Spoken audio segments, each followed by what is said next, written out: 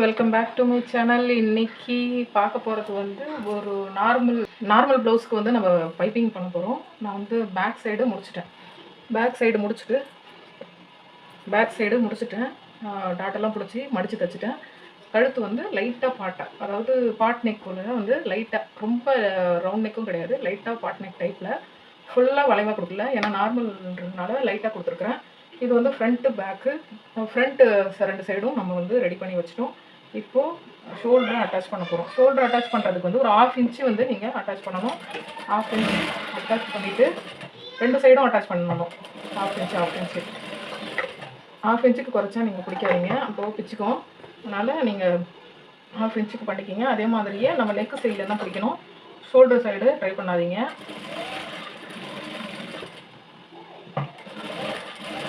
பிடிச்சாச்சு. இப்போது நம்ம வந்து கழுத்து ஷோல்டர் வந்து ஜாயின் பண்ணிவிட்டு எல்லாமே ரெடியாக இருக்குது. இப்போ வந்து இது கிராஸ் பீஸாக ஆல்ரெடி நான் வந்து நிறைய வீடியோஸில் கட் பண்ணது, ஸ்டிச் பண்ணது காமிச்சிருக்கேன். உங்களுக்கு தேவைன்னா என்னோடய சேனலில் பாருங்கள். இது மாதிரி கிராஸ் பீஸு ஒரு 1.25 இன்ச்சுக்கு நம்ம எடுத்துகிட்டு இப்போ வந்து நம்ம ஃபஸ்ட்டு என்ன பண்ணணும்னா, கிராஸ் பீஸில் வந்து ஒரு சைடு ஃபோல்டிங் பண்ணிவிட்டு நம்ம உள் பக்கம் வந்து மடித்து கொடுக்கும்போது கிராஸ் பீஸில் இருக்கிற பிசுரெல்லாம் வெளியே தெரியாது. அதே மாதிரி நம்ம பைப்பிங் கொடுக்குறதும் பிசுறு வெளியே தெரியாது. ஒரு 1/4 இன்ச்சுக்கு ஃபோல்ட் பண்ணிவிட்டு நீங்கள் ஸ்டிச் பண்ணிக்கிங்க. அப்போ தான் உங்களுக்கு வந்து ஸ்டிச் பண்ணும்போது நமக்கு எம்மிங் பண்ணணும்னு அவசியம் இருக்காது. இது மாதிரி பண்ணிட்டோம்னா நம்ம கழுத்து வந்து எம்மிங் பண்ண தேவையில்ல. எம்மிங் பண்ணி தான் வேணும்னு சொல்கிறவங்களுக்கு கண்டிப்பாக பண்ணி கொடுங்க. எம்மிங் வேண்டாம் அப்படின்னு சொல்கிறவங்களுக்கு வந்து நீங்கள் அப்படியே மிஷின்லேயே இது மாதிரி அடித்து கொடுத்துட்டிங்கன்னா உங்களுக்கு டைமும் கொஞ்சம் மிச்சமாகும் இல்லையா? அதுதான். இது வந்து நார்மல் ப்ளவுஸில் வந்து பைப்பிங் எப்படி பண்ணுறதுன்றதை நான் உங்களுக்கு சொல்கிறேன். உங்களுக்கு இது யூஸ்ஃபுல்லாக இருந்துச்சுன்னா நீங்களும் இதை ட்ரை பண்ணி பாருங்கள். இது வந்து நம்ம சுடிதாருக்கும் இதே மாதிரியே நீங்கள் ட்ரை பண்ணலாம். ப்ளவுஸுக்கு எப்படி ட்ரை பண்ணுறோமோ அதே மாதிரியே சுடிதாருக்கு எல்லாத்துக்குமே நீங்கள் வந்து பைப்பிங் வந்து இது மாதிரி மெத்தட் ட்ரை பண்ணலாம். கொஞ்சம் கார்னராக இருக்கிற இடம் மட்டும்தான் நமக்கு கொஞ்சம் ப்ராப்ளம் பண்ணும். மற்றபடி ரவுண்ட் நெக்லாம் போட்டோன்னா ஈஸியாக முடிச்சிடலாம். இப்போ நான் வந்து அதை ஸ்டிச் பண்ணிட்டேன் சைடில். இப்போ இதுக்கு வந்து நான் பிங்க்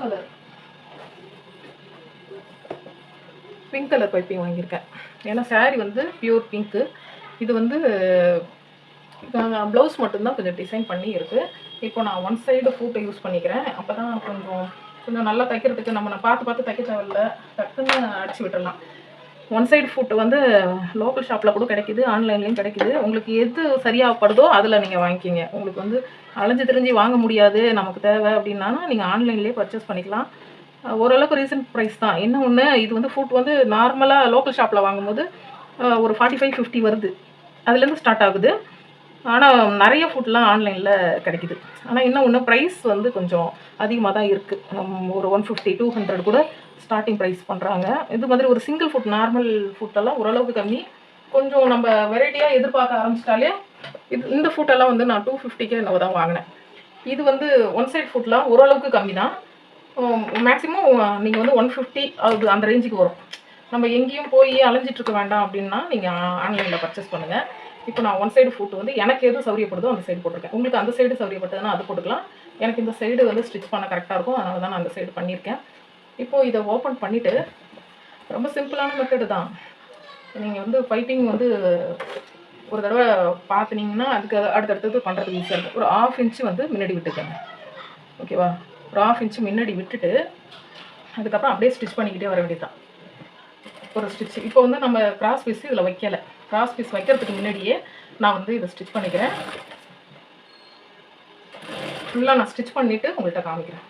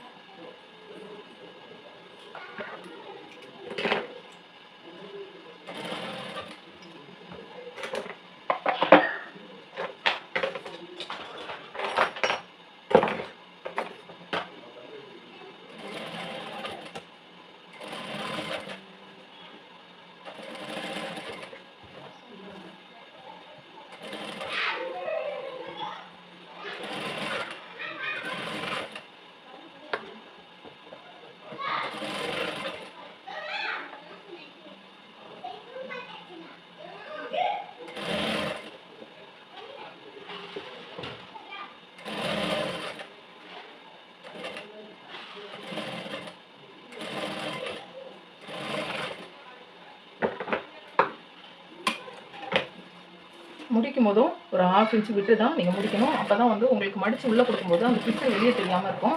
அதனால தான் ஒரு 1/2 இன்ச்சு இது மாதிரி வெளியில் லைட்டாக விட்டுட்டு நீங்கள் பண்ணணும். இப்போ கிராஸ் பீஸ் பண்ணும்போது இதை நம்ம உள்ளே போயிடும். உள்ளே போகும்போது நமக்கு இந்த இடம் வந்து ஓப்பன் தெரியாது. இல்லைனா இந்த கிளாத் வந்து வெளியில் பிசிறிட்டு வெளியில் தெரியும். நான் சுற்றி வந்து போட்டுட்டேன். எப்படி இருக்குன்னு பாருங்கள். பாட்டை ஓரளவுக்கு தெரியும், ரொம்ப தெரியாது. ஓகே, ஒரு ஸ்டிச் போட்டாச்சு.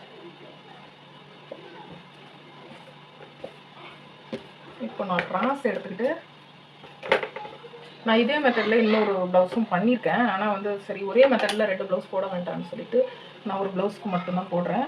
இதுவும் அப்படி தான். நீங்கள் இங்கே வந்து விடுறீங்க இல்லையா, இப்போ விடும்போது இந்த இடம் இப்படி மடிச்சு வந்துடும். புரியுதுங்களா? இப்போது ஸ்டிச் பண்ணும்போது இதே மாதிரி ஒரு 1/4 இன்ச்சு நீங்கள் விட்டுட்டு பண்ணாலும் பண்ணலாம். இல்லைனா இப்படி அழகாக இப்படி உள்ளே எடுத்து வச்சு நீங்கள் மடியில் கொடுத்துக்கலாம். இல்லைனா இப்படி மடித்து விட்டுட்டு இதை எடுத்து இப்படி உள்ளே விட்டுறணும். ஓகேவா? அது வந்து உங்களுக்கு யூஸ்ஃபுல்லாக இருக்கும். இப்படி நம்ம பண்ணிவிட்டு ஸ்டிச் பண்ணும்போது நமக்கு இது உள்ளே போயிடும். அதனால் இதை வந்து நம்ம 1/4 இன்ச்சு விட்டுருக்கோம் இல்லையா, அதை எடுத்து இதில் இந்த பக்கம் வச்சுக்கணும். வச்சுட்டு அதுக்கப்புறம் நம்ம ஒரு 1/4 இன்ச்சு நீங்கள் விட்டிங்கனால அப்படியே ஒரு 1/4 இன்ச்சுக்காக வந்து நீங்கள் ஸ்டிச் பண்ணிக்கிட்டே வர வேண்டியது தான். நம்ம ஒன் சைடு ஃபோட்டோ யூஸ் பண்ணியிருக்கறனால அது வந்து அழகாக உங்களுக்கு உள்ளே தள்ளிட்டு வந்துடும். பொறுமையாக ஸ்டிச் பண்ணுங்கள். அப்போ தான் வந்து உங்களுக்கு வந்து ஸ்டிச் பண்ணுறதனோட பர்ஃபெக்ட் வந்து கிடைக்கும். நான் வந்து பொறுமையாக தான் உங்களுக்கு ஸ்டிச் பண்ணி காமிச்சிட்ருக்கேன். ஏன்னா இது மாதிரி நீங்கள் ஸ்டிச் பண்ணும்போது உங்களுக்கு ஈஸியாக இருக்கணுன்றதுக்காக தான் நான் இந்த மெத்தடே நான் யூஸ் பண்ணியிருக்கேன். கிளியராக உங்களுக்கு சொல்லி கொடுத்துருக்கேன். எப்படி இருக்குன்னு பாருங்கள். 1/4 இன்ச்சு, அதாவது 1/4 இன்ச்லேருந்து 1/2 இன்ச் வரைக்கும் நம்ம வந்து ஸ்டிச்சிங் போட்டுக்கலாம். நம்ம அந்த ஃபுட் யூஸ் பண்ணுறது வந்து ரொம்ப யூஸ்ஃபுல்லாக இருக்கும். கொஞ்சம் நிதானமாகவே பண்ணுங்கள், ஒன்றும் பிரச்சனை கிடையாது. நீங்கள் அந்த கரெக்டாக இந்த ஃபோட்டோ வந்து நவுந்துடும். இந்த உங்களுக்கு பார்த்தாலே தெரியும். உங்களுக்கு நல்லா பார்த்தா தெரியுதா? இந்த ஃபோட்டோ ஒரு கொஞ்சம் க்ளோஸ்அப்பில் வைக்கிறேன். ஓகேவா? ஓரளவுக்கு க்ளோஸ்அப்பில் தான் வச்சுருக்கேன். இது வந்து அப்படியே நீங்கள் ஸ்டிச் பண்ணிக்கிட்டே வந்தீங்கனாலே இந்த இந்த இடம் வந்து தனியாக வந்துடும். இந்த பார்ட் வந்து இதை தனியாக தள்ளிக்கிட்டே வந்துடும். நான் கிராஸ் பீஸ் ஸ்டிச் பண்ணது கொஞ்சம் ஃபாஸ்ட்டாகவே அடித்து விட்டேன். டைம் நிறையா இருக்குன்றதுனால முடிக்கும்போதும் நீங்கள் வந்து ஒரு 1/2 இன்ச்சு விட்டு அப்படியே உங்களுக்கு மடிச்சல் கொடுத்துக்க வேண்டியது தான். இந்த எடுத்துகிட்டு மடித்து விட்டுட்டு நீங்கள் 2 ஸ்டிச் போட்டு லாக் ஸ்டிச் போட்டு கட் பண்ணி எடுத்துக்க வேண்டியது தான். உள் சைடு போய் மடங்கிடும். திருப்பி நம்ம எங்கே ஸ்டார்ட் பண்ணோமோ அதே இடத்துக்கிட்டே ஸ்டார்ட் பண்ணணும். த்ரெட்டெல்லாம் கட் பண்ணி விட்டுக்கோங்க. கட் பண்ணி விட்டுட்டு அதை எடுக்கும்போது நமக்கு உள்பக்கம் அது போய் நின்றுடும், அழகாக இருக்கும். மேலே வந்து ஒரு படிமான தையல் போட்டுக்கோங்க. படிமான தையல் போட்டுட்டு நீங்கள் டர்ன் பண்ணும்போது உங்களுக்கு அந்த இடத்துக்கிட்ட கஷ்டப்படாமல் நம்ம உள்பக்கம் திருப்புறதுக்கு ஈஸியாக இருக்கும்.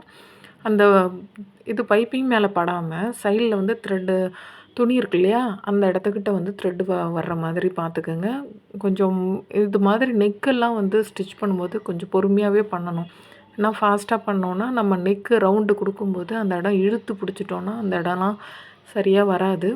அதனால தான் நான் கொஞ்சம் பொறுமையாகவே தான் வீடியோ எடுத்திருக்கேன். உங்களுக்கு வந்து இந்த வீடியோ யூஸ்ஃபுல்லாக இருந்துச்சுன்னா கமெண்ட் பண்ணுங்கள். என்னோடய சேனலில் சப்ஸ்கிரைப் பண்ணாதவங்க சப்ஸ்கிரைப் பண்ணுங்கள். ஒரு சுற்றி ஸ்டிச்சஸ் வந்து நான் படிமான தையல் போட்டுட்டு லாக் ஸ்டிச் போட்டுட்டு நான் முடிச்சிட்டேன்.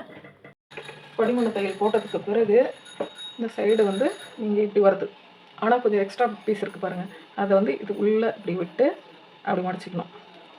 ஓகேவா? இப்போ மடிச்சிட்டிங்கன்னா உங்களுக்கு பிசுறு வெளியே தெரியாது, அழகாக வெளியில் வந்துடும்.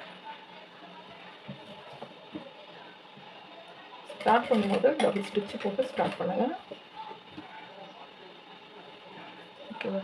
இதை உள்பக்கம் எடுத்து விட்டுருணும். இந்த மாதிரி உள்பக்கம் விட்டுட்டு இப்படி மடிச்சிங்கனாலே அது மடிஞ்சு வந்துடும். நம்ம எக்ஸ்ட்ராவாகவே கிளாத்து விட்டதுக்கு காரணம் வந்து இது மாதிரி கிளாத்தை வந்து இப்படி உள்ளே விட்டுட்டிங்கனாலே இப்படி மடிஞ்சு வந்துடும். அப்படியே இது வந்து நல்ல க்ரிப்பாகவும் இருக்கும். பீஸை வந்து நம்ம பிசுறும் வெளியே தெரியாது. நான் உங்களுக்கு ஃபினிஷ் பண்ணிவிட்டு நான் பொறுமையாகவே தான் ஸ்டிச் பண்ணுறேன். உங்களுக்கு ஃபினிஷ் பண்ணிவிட்டு போட்டு காமிக்கிறேன். ஸ்லீவுக்கும் இதான் பண்ணணும். ஸ்லீவ் தனியாக தான் போடணும். நான் ஓரளவுக்கு முடிச்சிட்டேன். ஒர்க்கு டைம் தான் ஆகுது. இப்போ வெளியே போகிற வேலை இருக்குது. அதனால் கொஞ்சம் ஃபாஸ்ட்டாக முடிச்சிடலான்னு பார்த்தேன். அப்படி இப்படின்னு 2 மணி ஆகிடுச்சு. இதை நீங்கள் அழகாக அதுவே மடிஞ்சு வந்துடும். வேறு ஒன்றும் இல்லை. நீங்கள் வந்து ரொம்ப கஷ்டப்படணும்னு அவசியம் இல்லை. பைப்பிங் பண்ணுறதுலாம் ரொம்ப ஈஸி தான்.